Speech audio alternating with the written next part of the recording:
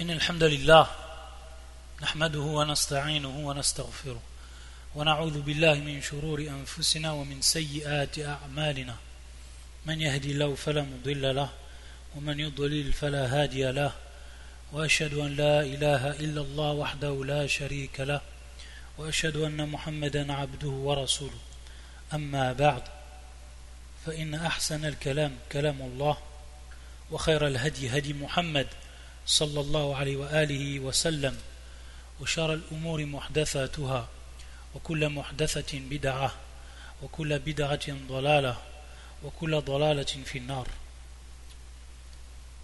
Donc on poursuit بإذن وبعون الله عز وجل كتاب أحكام مناسك الحج والعمرة وزيارة المسجد النبوي للشيخ العلامة شيخ الإسلام Ahmed ibn Taymiyyah rahimahullah ta'ala rahmatan wasi'a.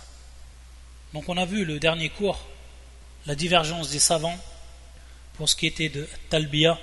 Quand est-ce qu'on arrête de dire Talbiya, à quel moment exactement. Également le shir il nous a parlé de plusieurs points pour ce qui était du choix des pierres que l'on doit jeter fi jamarat al-aqaba. Et donc on continue et le shir nous dit رحمه الله ثم يحلق رأسه أو يقصره والحلق أفضل من التقصير وإذا قصروا جمع الشعر وقص منه بقدر الأنملة أو أقل أو أكثر والمرأة لا تقص أكثر من ذلك وأما الرجل فلو أن يقصر ما شاء إذا فعل ذلك فقد تحلل باتفاق المسلمين التحلل الأول فليلبس الثياب ويقلم أثفاره وكذلك له على الصحيح أن يتطيب ويتزوج وأن يصطاد ولا يبقى عليه من المحظورات إلا النساء. Donc le cheikh rahimahullah ta'ala nous a expliqué le dernier cours qu'une fois avoir passé la nuit à Muzdalifa et qu'après avoir prié la prière de l'aube, salat al-subh, les pèlerins se dirigent en direction de Mina pour donc jeter les pierres fi jamarat al-aqaba. Et c'est donc un des actes que le pèlerin il va faire durant ce jour-là, qui correspond bien entendu au jour du sacrifice, donc al-Eid, qui est le jour de la fête. Et donc le pèlerin il fait ce premier acte, c'est se diriger vers jamarat al-aqaba pour jeter ces 7 pierres. Le shir, le dernier coup, nous avait expliqué également l'irtilaf, la divergence qu'il y avait en ce qui concerne Talbiya, à quel moment on doit s'arrêter de la dire. Il nous a également expliqué la taille des pierres et leurs caractéristiques. Et donc ensuite, et une fois que le pèlerin il a jeté les 7 pierres, comme le shir nous l'a expliqué la dernière fois, qu'est-ce qu'il fait? Alors il va égorger al-hadi. Donc on voit que ce jour-là, suivant la sunna, la première chose à faire c'est ar-rami. Celui qui veut suivre donc la sunna, c'est-à-dire comment le prophète sallallahu alayhi wa sallam il a fait son pèlerinage dans l'ordre, alors il commence par ar-rami, donc par jeter les pierres. Ensuite le deuxième al-dhabh, il égorge. Et ensuite, la troisième chose, al-halq, c'est-à-dire donc qu'il se rase ou se coupe les cheveux. C'est donc le troisième acte que le prophète sallallahu alayhi wa sallam il a fait après avoir jeté, après avoir sacrifié, il s'est rasé la tête. ثم يحلق رأسه أو يقصره والحلق أفضل من التقصير.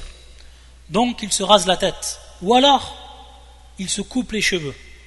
Donc une des deux choses qu'il doit faire obligatoirement, il a le choix. Mais le shir nous rappelle que al-halq afdalu min at-taqsir, c'est-à-dire donc se raser c'est meilleur que de se couper les cheveux. Donc le rasage est meilleur que de se couper les cheveux. Et c'est pour ça que le prophète sallallahu alayhi wa sallam, dans ce sens, dans le hadith qui est rapporté par Muslim, dans son authentique, min hadith Abi Hurayrata radiyallahu ta'ala anhu, lorsqu'il a invoqué pour ceux qui étaient avec eux, parmi les Sahaba, il a invoqué pour ceux qui se sont rasés 3 fois. Et il a invoqué pour ceux qui se sont taillés les cheveux, coupés les cheveux une seule fois. Il a dit Allahumma aghfir lil muhalliqin. Allahumma, ô mon Seigneur, pardonne pour ceux qui ont rasé leur tête. Qalu, et ensuite donc les Sahaba lui ont dit Ya Rasulullah, wa lil muqassirin. Et pour ceux donc qui se sont coupés les cheveux. Ensuite le prophète sallallahu alayhi wa sallam, il a redit ensuite cette dua Allahumma aghfir lil muhalliqin. Il l'a dit donc 3 fois le prophète sallallahu alayhi wa sallam. Et à la fin donc, il a fait la dua pour ceux qui avaient, au bout de la 3e fois, donc la 4e fois, il a fait la dua pour ceux qui avaient coupé les cheveux. C'est une preuve donc que al-halq c'est meilleur que al-taqsir. Et on a vu donc au début que pour celui donc qui avait fait sa umrah, il avait été préférable pour lui à ce moment-là donc de se couper les cheveux, de manière à ce qu'il lui reste des cheveux pour ce jour-là, afin qu'il se rase les cheveux. Donc à ce moment-là, le meilleur bien entendu c'est de se raser les cheveux. Et pour celui qui s'était déjà rasé les cheveux, automatiquement il y aura, même si c'est très légèrement quelques cheveux ou alors très légèrement des cheveux qui ont poussé, alors il les rase à nouveau. وَإِذَا قَصَرَهُ جَمَعَ الشَّعْرِ وَقَصَّ مِنْهُ بِقَدْرِ الْأَنْمُلَةِ أَوْ أَقَلْ أَوْ أَكْثَرِ. C'est-à-dire donc que si par exemple il les coupe, alors il prend ses cheveux et ensuite il les coupe. Biqadr al-anmula, c'est-à-dire donc d'une longueur qui est le bout du doigt, d'une longueur qui représente le bout du doigt, que ce soit moins que cela ou que ce soit plus. Le principal c'est qu'il coupe tous ses cheveux. Et quand il nous dit bien entendu yajma' sha'rahu, c'est-à-dire donc qu'il regroupe ses cheveux, bien entendu c'est dans le cas, on va dire le plus souvent, de la femme qui a elle de longs cheveux. Mais également ça peut être le cas de l'homme.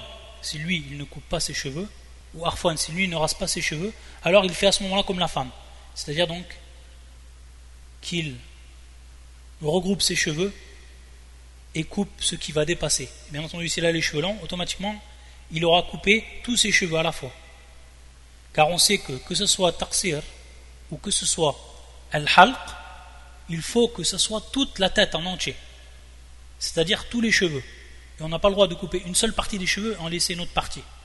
Ça c'est pas permis, que ce soit pour l'homme ou que ce soit pour la femme. Il faut donc que tous les cheveux soient coupés.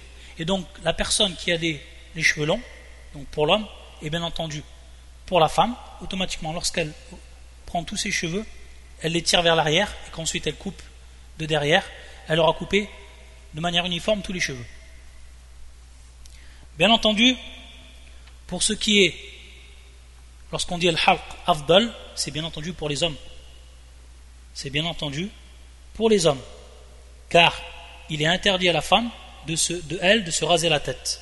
C'est pour ça que ce qui est autorisé pour la femme, c'est uniquement de se couper les cheveux et non de se raser. Et comme cela est attesté du prophète sallallahu alayhi wa sallam, comme ce hadith rapporté par Abu Daoud fi sunanihi wa hadithun sahih min tariq ibn Abbas radiyallahu ta'ala anhuma قال رسول الله صلى الله عليه وسلم ليس على النساء الحلق إنما على النساء التقصير. C'est-à-dire cette parole du prophète sallallahu alayhi wa sallam où il a dit les femmes n'ont pas à se raser la tête, mais elles se coupent les cheveux, c'est-à-dire ce qui leur incombe c'est se couper les cheveux, at-taqsir. C'est pour ça qu'il dit le shir wal mar'atu la taqussu akthara min dhalik, c'est-à-dire donc que la femme elle ne coupe pas plus que cela. Et lorsqu'on dit le bout du doigt, c'est en réalité le haut du doigt jusqu'à la première articulation, le haut du doigt jusqu'à la première articulation. Donc la femme elle ne coupe pas plus que cela. Wa amma ar-rajulu falahu an yuqassira aw an yaqsira ma sha'a. Par contre pour ce qui est de l'homme, lui il coupe comme il veut, plus que cela, moins que cela, pour lui il n'y a pas de problème. إذا فعل ذلك فقد تحلل باتفاق المسلمين التحلل الأول. C'est-à-dire qu'une fois qu'il a fait cela, donc une fois qu'il a jeté les pierres, une fois qu'il a égorgé, une fois qu'il s'est rasé ou coupé ses cheveux, alors, bittifaq al-muslimin, tous les musulmans sont unanimes ici pour dire donc qu'il vient de se désacraliser, de sa sacralisation qui est considérée comme la première. C'est pour ça qu'on appelle cela at-tahallul al-awwal. C'est-à-dire donc que tout ce qui lui était interdit auparavant en état de sacralisation vont lui devenir permises, ces choses-là. Et lorsqu'on dit toutes, à une seule exception, et cette exception c'est en réalité les femmes, c'est-à-dire donc qu'il n'a pas le droit d'avoir de rapport avec ses épouses. Donc à partir de là, c'est pour ça qu'on dit tahallul al-awwal. Et bien entendu tahallul al-thani ou al-akhir, c'est lorsque la personne, il ne lui reste plus rien comme interdit, lorsqu'il était bien entendu, lorsqu'il passe de l'état de sacralisation à l'état de désacralisation. C'est pour ça donc que les savants disent bien at-tahallul al-awwal. Lorsqu'on entend at-tahallul al-awwal, donc la désacralisation première, la première désacralisation, on comprend qu'à ce moment-là, tout est permis à l'homme. Il peut se couvrir les cheveux, il peut se couper les ongles, et il peut également utiliser le parfum, et il peut également se marier. L'interdiction n'est pas au niveau du mariage, mais elle est au niveau du rapport, pour ce qui est après at-tahallul al-awwal. Et également, il lui est permis de chasser. Bien entendu, lorsqu'on dit de chasser, c'est en dehors des limites de la terre sacrée. Kharij hudud al-haram, bien entendu, comme on a expliqué auparavant. Par contre, s'il est à l'intérieur du haram, il lui interdit de chasser, qu'il soit en état de sacralisation ou en état de non-sacralisation. Et s'il est en dehors des limites de la terre sacrée, al-haram, alors s'il est en état de sacralisation, il ne peut chasser, mais s'il est en état de désacralisation, et ici, tahallul al-awwal, il peut donc chasser. Et il nous dit le shir, وَلَا يَبْقَ عَلَيْهِ مِنَ الْمَحْظُورَاتِ إِلَّا النِّسَاءِ. Et donc il ne lui reste plus que comme interdiction les femmes. An-nisa, bien entendu, al-maqsoud, ici, le rapport et tout ce qui s'y rapporte. Ici, pour ce qui est de at-tahallul al-awwal, et pour bien comprendre cette question de jurisprudence, on a dit, comme le prophète sallam il a fait, c'est-à-dire que le shir, rahimullah, ici, il est en train de nous citer comment le prophète sallam il a fait son pèlerinage, et donc en train de nous expliquer pas à pas les sunan du prophète sallam, c'est-à-dire la voie du prophète sallam durant le pèlerinage. Et c'est donc dans ce sens qu'il va nous dire, une fois que le pèlerin, s'il fait exactement dans le même ordre ce que le prophète sallam il a fait, qu'il a jeté, ar-rami, qu'il a sacrifié, al-dhabh, qu'il a rasé ou coupé ses cheveux, al-halq, alors à ce moment-là, le prophète sallam, après avoir fait ces trois choses, tahallala, il s'est désacralisé de la première désacralisation, de tahallul al-awwal.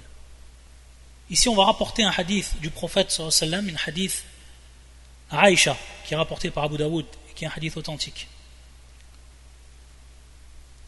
Où le prophète sallallahu alayhi wa sallam, il a dit إِذَا رَمَى أَحَدُكُمْ جَمَرَةَ الْعَقَبَةِ فَقَدْ حَلَّ لَهُ كُلَّ شَيْءٍ إِلَّا النِّسَاءِ.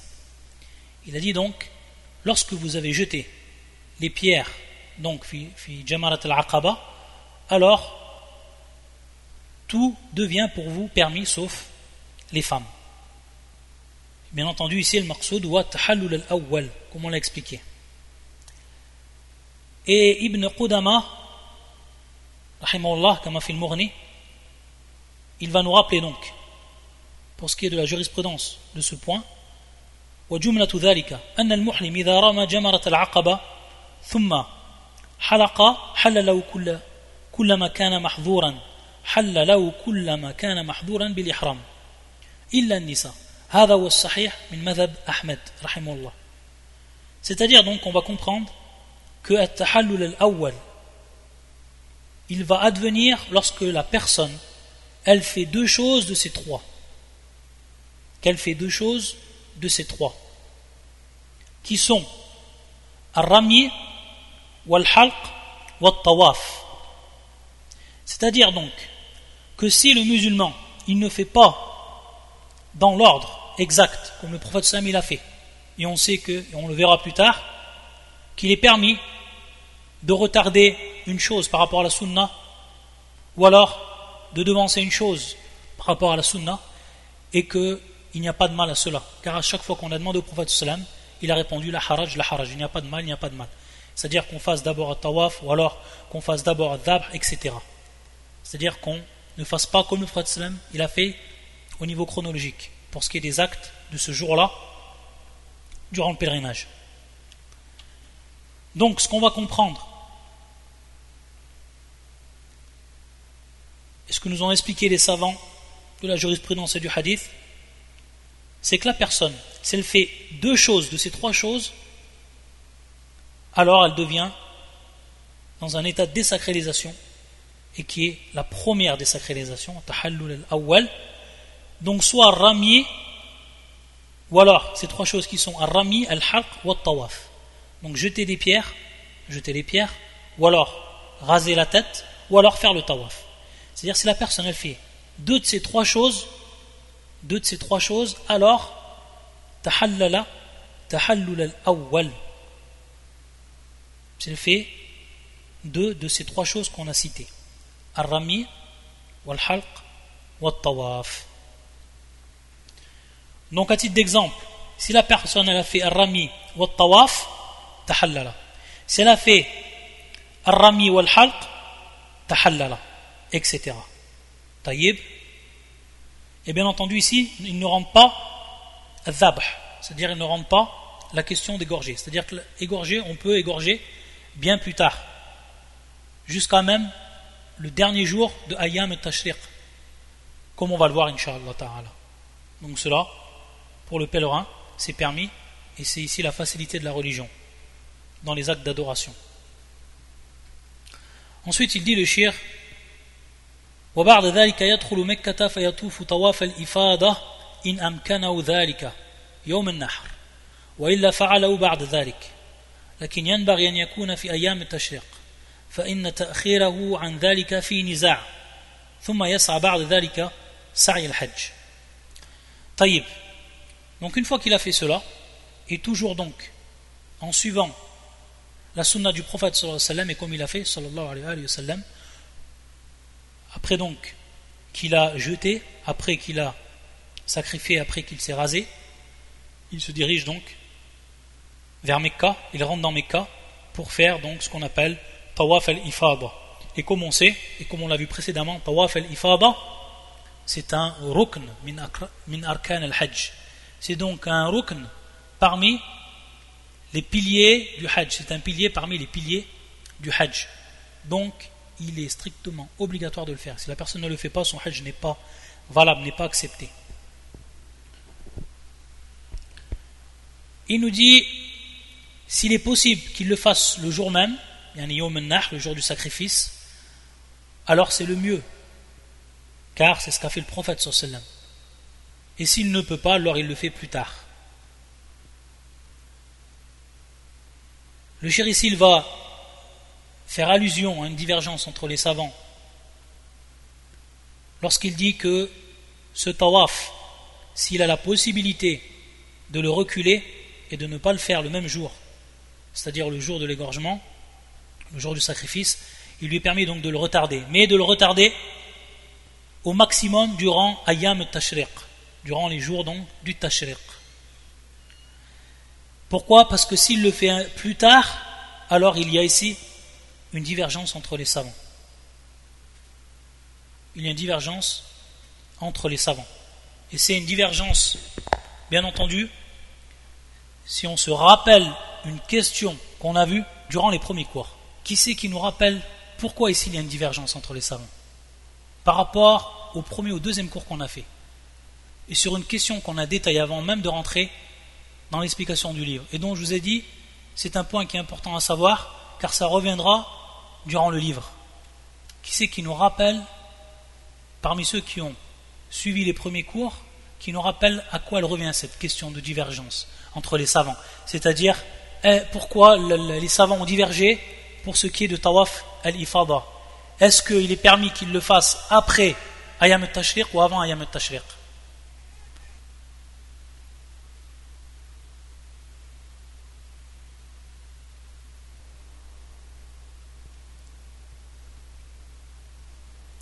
Ici, le shir, lorsqu'il nous parle qu'il y a une divergence entre les savants pour ce qui est de l'exécution de ce pilier, de l'accomplissement de ce pilier qui est Tawaf al-Ifada, de le faire plus tard et après Ayam al-Tashriq, le shir, lorsqu'il fait allusion à cette divergence entre les savants, en réalité il fait allusion à un point de jurisprudence qu'on a déjà vu durant les premiers cours, et qui est la définition des mois du Hajj, Ashhurul Hajj. Quels sont Ashhurul Hajj? Est-ce que ce sont les 3 mois complets, ou alors est-ce que c'est 2 mois et les 10 premiers jours, ou est-ce que c'est les 2 premiers mois et ensuite Dhul Hijjah jusqu'à la nuit de Al-Eid, etc. Les divergences qu'on a vues entre les madhahib. Cette divergence ici, elle revient à ce point. Et donc, bien entendu, ceux qui auront dit que les 3 mois, kama huwa madhhab al-imam Malik, ceux qui ont dit que les 3 mois représentent Ashurul Hajj, les 3 mois complets, donc en incluant Dhul Hijjah jusqu'au dernier jour de Dhul Hijjah, eux ils ne voient qu'il n'y a aucun problème pour faire Tawaf al-Ifada durant ce temps-là, car on est toujours dans les mois du pèlerinage. Et ceux qui n'ont pas vu cela, وقيدوا, qu'ils ont restreint Dhul Hijjah jusqu'aux 10 premiers jours ou avant, alors eux ils vont ici diverger. Ala kulli hal, on avait vu que la parole la plus forte c'était celle qui définissait les 3 mois comme étant les 3 mois de manière complète, en comprenant Dhul Hijjah complètement jusqu'au dernier jour de Dhul Hijjah. Et donc il n'y a pas de problème pour ce qui est de faire cela plus tard que Ayam al-Tashriq, pour ce qui est de Tawaf al-Ifada. Wallahu ta'ala a'lam. Ensuite يقول ثم يسعى بعد ذلك سعي الحج وليس على المفرد إلا سعي واحد وكذلك القارن عند جمهور العلماء. Ensuite le shir nous dit, après qu'il ait fait son tawaf al-ifada, il doit faire après son tawaf as-sa'i, qu'on appelle également tawaf, comme on l'a vu précédemment, comme cela est venu dans la sunna du prophète sallam, et comme l'ont repris les jurisconsultes dans leur livre, ce terme tawaf, pour désigner le tawaf ou pour désigner le sa'i entre Safa ou al-Marwa. Il nous dit le shir, donc la personne qui fait son pèlerinage et qui a fait tawaf al-ifada, ensuite elle fait as-sa'i baina Safa ou al-Marwa. Il nous rappelle ici, pour ce qui est de al-mufrid, que lui il a uniquement un seul sa'i. De même pour ce qui est de al-qarin, il a un seul sa'i. C'est-à-dire que si ces 2 personnes rentrant dans ces 2 catégories, ou si ces gens rentrant dans ces 2 catégories ont fait un sa'i avant, alors ils n'ont pas à refaire d'autres sa'i, car un seul leur suffit.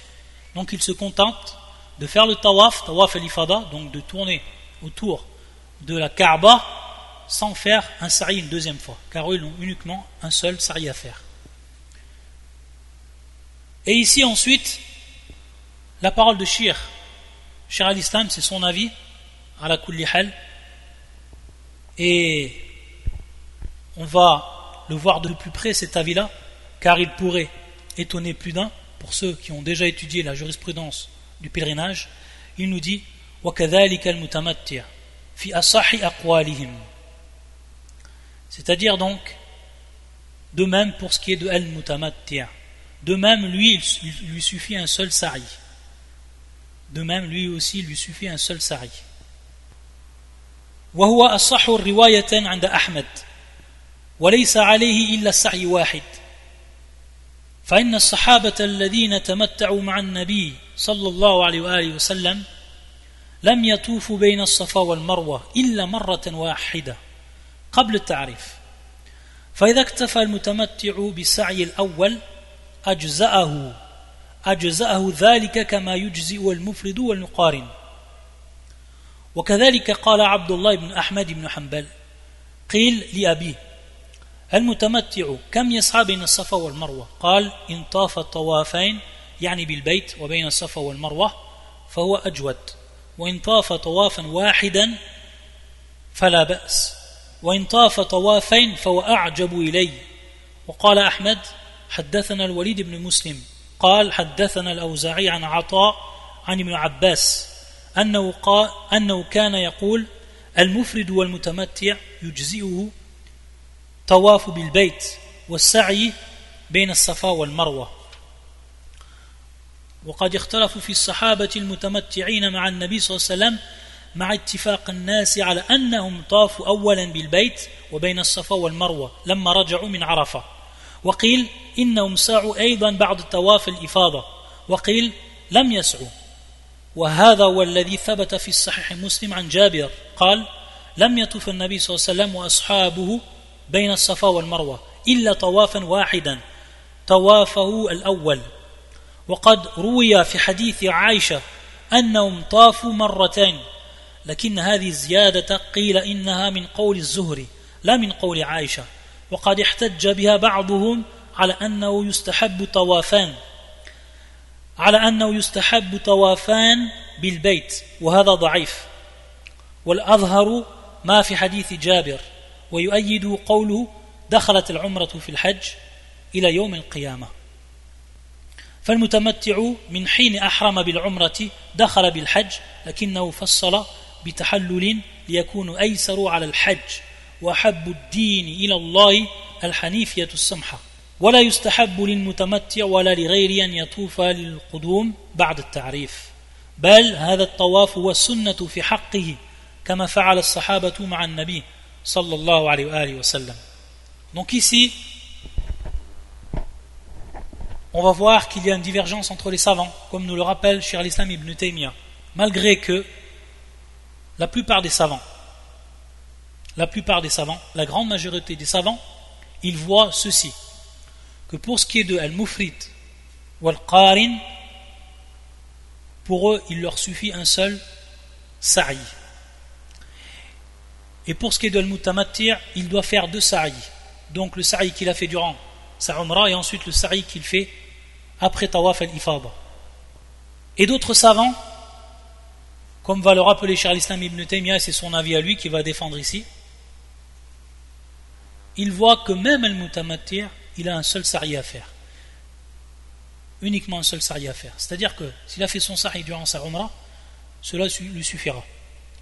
Il va nous rapporter que c'est une des versions de l'imam Ahmed rahmatullah alayh, sachant que on sait que l'imam Ahmed bien souvent il a sur une question de jurisprudence 2 avis, c'est-à-dire 2 avis qui sont rapportés de ceux qu'ils ont étudié chez lui, de ses élèves.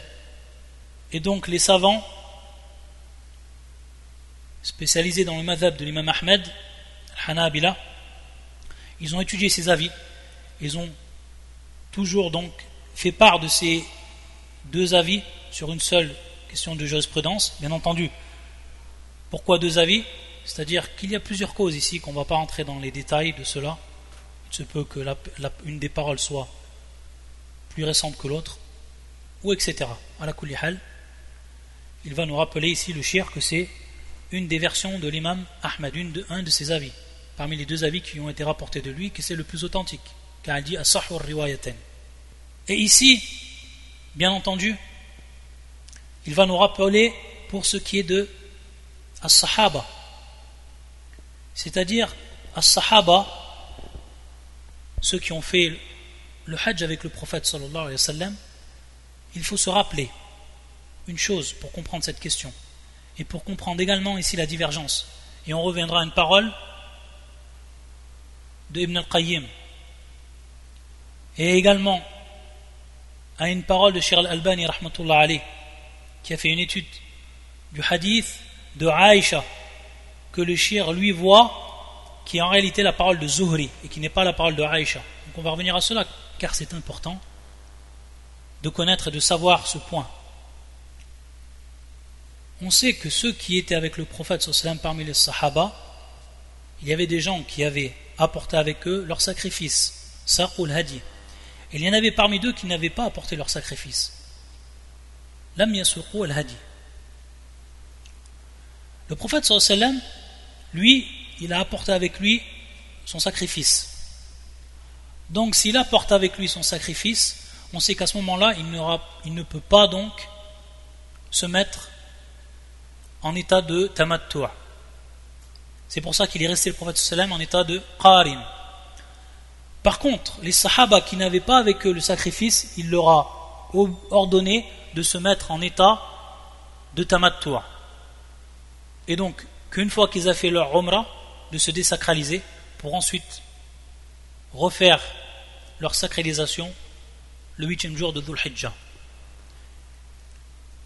La question ici qui va se poser, c'est est-ce que les sahaba, ils ont fait un sa'i ou deux sa'i? Et est-ce qu'on peut dire que tous ont fait la même chose? C'est ça la question. Car parmi les sahaba, il y a ceux qui étaient en état qui faisaient hajj al-qiran et ceux qui faisaient le hajj tamattu'an. Et donc il y a eu deux catégories parmi les sahaba. Et est-ce qu'on peut dire donc à ce moment-là que tous ils ont fait la même chose concernant bien entendu ici à Sa'i? Car on sait, ici il n'y a pas de divergence comme le rappelle le Cheikh, c'est que le qarin, il lui suffit un seul sa'i. Donc ceux qui étaient avec le prophète sallallahu alayhi wa sallam et qui étaient en état de qiran, eux ils ont fait un seul sa'i. Mais les autres, est-ce qu'ils ont fait un seul sa'i ou deux sa'i? Et lorsqu'on a des versions qui nous rapportent que les compagnons ils ont fait uniquement un seul sa'i, est-ce que ça concernait ceux qui étaient en état de qiran ou non? Donc on voit que c'est un point qui est important à comprendre ici, pour comprendre donc la suite de l'argumentation et du raisonnement. Ici le shir donc il va nous rappeler l'avis de l'imam Ahmed.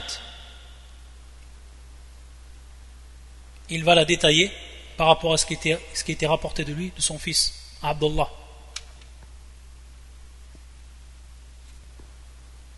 Et le shir il va s'appuyer, donc sans rentrer dans la traduction de l'avis de l'imam Ahmed, donc le shir il nous l'a rappelé ici.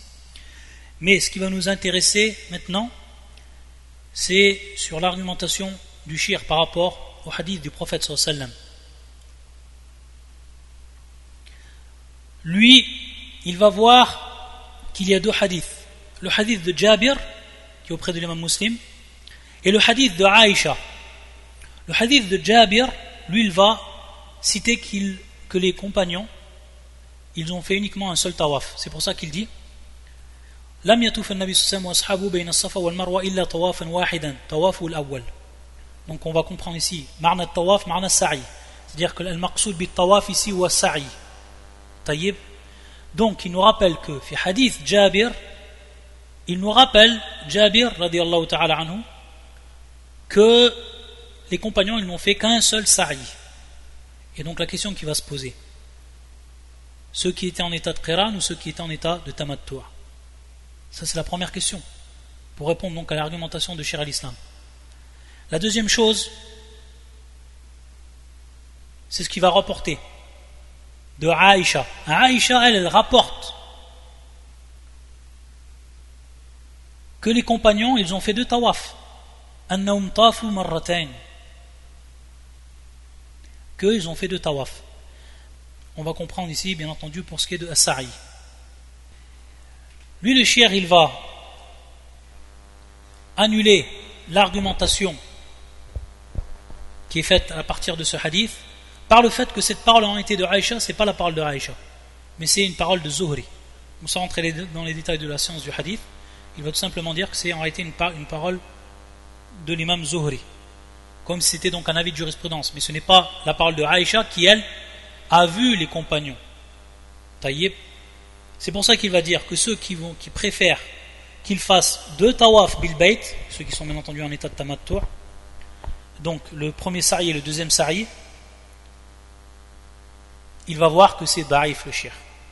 Mais le problème, lorsqu'on revient à ce hadith de Aïcha, et comme l'ont expliqué des savants du hadith, comme Shir al-Albani rahmatullah alayh, en rappelant des paroles des anciens muhaddithin, et en faisant l'étude également lui-même de ce hadith, ils vont voir qu'en réalité, ce hadith il est bel et bien authentique. Et c'est bien la parole de Aïcha qui nous décrit ce qu'ont fait les compagnons. Il va bien entendu étudier Shir al-Albani, il va étudier les chaînes de transmission, il va voir que c'est un hadith qui est authentique. Et celui qui a dit l'authenticité de ce hadith, avant lui, Ibn al-Qayyim, Kama fi Zad al-Ma'ad lui-même également, Ibn al-Qayyim. Et il va dire cette parole pour qu'on puisse comprendre et trancher ici, sur cette question de jurisprudence. Il va nous rappeler la parole d'Ibn al-Qayyim, fi Zad al-Ma'ad. Et il nous dit, rahimahullah, فَأَمَّا أَنْ يُقَالَ عَائِشَةُ أَثْبَتَتْ وَجَابِرْ نَفَى وَالْمُثْبِتْ مُقَدَّمْ عَلَى النَّافِي. C'est-à-dire donc, dans un premier temps, lorsqu'on sait qu'en réalité le hadith de Aïcha est authentique, et même que Shir al-Albani il va réfuter la parole de Shir al-Islam Ibn Taymiyyah rahmatullah dans cette risala pour ce qui est de son avis sur le hadith, et lui bien entendu en argumentant et en rapportant toutes les autres versions qui sont authentiques et les chaînes de transmission. Et donc ensuite, pour appuyer cela, il rappelle la parole d'Ibn al-Qayyim et il nous dit soit qu'on dit que Aïcha elle a affirmé une chose et que Jabir lui il ne l'a pas affirmé, il l'a nié. Et on sait que dans les règles de jurisprudence, celui qui atteste ou la chose qui est attestée est mis en avant sur ce qui est nié. Car tout simplement il se peut qu'une personne elle a eu science d'une chose et l'autre elle n'a pas eu science d'une chose. Donc celle qui a eu science d'une chose, du temps qu'elle est fiqa, du temps c'est une personne fiable, alors on prend d'elle. Et sur la personne qui a nié, on dit tout simplement qu'elle n'a pas eu science. Et celui qui a science, bien entendu, c'est une hujja sur celui qui n'a une preuve sur celui qui n'a pas science, d'une chose. Ça c'est la première chose qu'on peut dire. Ou yuqal, ou alors on peut dire également, donc pour rassembler ces deux hadiths, le hadith de Aïcha et le hadith de Jabir, Murad ou Jabir, men qarina ma'a al-Nabi sallallahu alayhi wa sallam, wa saqa al-hadi, k'Abi Bakr, wa Umar, wa Talha, wa Ali. C'est-à-dire donc, il va nous dire ce qu'on a expliqué au tout début, que pour ce qui est de Jabir, il a rapporté que ceux qui ont fait un seul sa'i parmi les sahaba, en réalité c'était ceux qui étaient en état de qiran. Il nous dit فَإِنَّهُمْ إِنَّمَا سَعُوا سَعْيًا وَاحِدًا وَلَيْسَ الْمُرَادُ بِهِ عُمُومَ الصَّحَابَةِ. Et ce n'est pas donc ce qui est voulu l'ensemble de tous les sahaba, mais uniquement ceux qui étaient en état de qiran. Et donc hadith Aïcha, c'est ceux qui seront en état de tamattu', et qu'eux ils ont fait donc 2 sa'i. Donc ça c'est la réponse que l'on donne, et c'est pour ça que l'on dit qu'en réalité, et ce qui est le plus fort par rapport à cette argumentation, et en se reposant sur les 2 hadiths de Jabir et de Aïcha qui sont tous les 2 authentiques, car le hadith de Aïcha est rapporté par l'imam Al-Bukhari dans son authentique, et également Muslim, donc muttafaqun alayh. Bien entendu, l'irtilaf ici c'est bien par rapport à ce que c'est réellement la parole de Aïcha ou alors la parole de Zuhri. Ala kulli hal, sachant que les 2 hadiths sont authentiques, alors on en déduit ce qui a été cité auparavant, comme la parole de Ibn al-Qayyim rahmatullah alayh. Et donc ce qui induit que celui qui est en état de qiran et celui qui est mufrid, alors ces 2 personnes ils n'ont juste à faire un seul sa'i. Et donc le jour de An-Nahr, le jour où ils vont faire donc tawaf al-ifada pour ceux qui le font le même jour, alors eux ils n'auront pas à faire ensuite sa'i bayn as-Safa wal Marwa. Ils se suffisent d'un seul tawaf autour de la maison. Par contre ceux qui sont en état de tamattu', alors eux ils devront faire un sa'i, c'est-à-dire ils devront compléter leur tawaf بالبيت بالسعي بين الصفا والمروة وهذا هو القول الأقوى والله تعالى أعلم. Et ensuite il nous dit le cheikh, donc bien entendu il va également argumenter, on ne va pas rentrer dans tous les détails de cela car pour ce qui est de cet avis de jurisprudence, Inch'Allah la question elle est claire. Il a argumenté également par un autre hadith, يعني دخلت العمرة في الحج إلى يوم القيامة. على كل حال sans rentrer dans tous les détails pour pas rendre le cours donc trop lourd, on va ensuite passer à ce qu'a dit le cheikh lorsqu'il dit فإذا طاف طواف الإفاضة فقد حل له كل شيء النساء وغير النساء. C'est-à-dire qu'une fois qu'il a fait le tawaf al-ifada, donc comme l'a fait le prophète sallallahu alayhi wa sallam après qu'il a jeté, après qu'il a sacrifié, après qu'il s'est rasé et qu'ensuite il a fait tawaf al-ifada, alors maintenant tout lui est permis, même les femmes. Tout lui est permis, même les femmes. Donc c'est at-tahallul al-akhir ou al-thani. C'est-à-dire donc il passe de la désacralisation première à la deuxième désacralisation. Il passe à la deuxième désacralisation. Taïb. Lorsqu'il a fait tawaf al-ifada. Car lui, bien entendu, il aura tout fait. Il aura fait rami, al-dhab, al-halq, ou tawaf al-ifada. Il aura tout fait. Il aura fait donc les trois choses principales pour ce qui est donc de rami, al-halq et également at-tawaf. Donc lui, son tahallul, il est complet. Il devient complet. Il lui est permis toutes choses, même les femmes.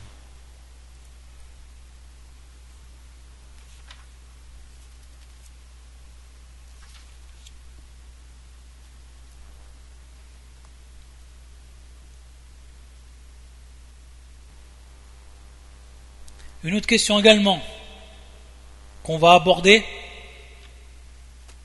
que certains savants ont cité, et qui revient à l'argumentation qui est faite à partir d'un hadith du prophète sallallahu alayhi wa sallam, mais Inch'Allah, on le laisse pour le prochain cours, bi'idhnillahi ta'ala. Subhanaka Allahumma bihamdika, ashhadu an la ilaha illa anta, astaghfiruka wa atubu ilayk.